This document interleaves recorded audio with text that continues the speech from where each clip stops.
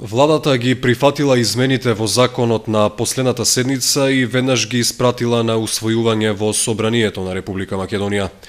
Ваквиот чекор се презема по направените консултации и анализи со граѓаните и геодетските компании, од каде се утврдило дека ниту граѓаните, ниту геодетските фирми не можеле во целост да ја завршат работата во претходно предвидениот рок. Со новите измени се предвидува сите граѓани кои изградиле тераса или ја пренамениле до 3 март 2011 година да можат да ги легализираат за 1 евро од квадратен метар.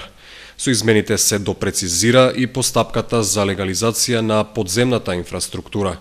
Во Кочани постапката за легализација досега е завршена за 2116 објекти или за 35% од поднесените барања. Во правичниот законски рок за пријавување на дивоградбите, во општина Кочани беа поднесени 5988 барања.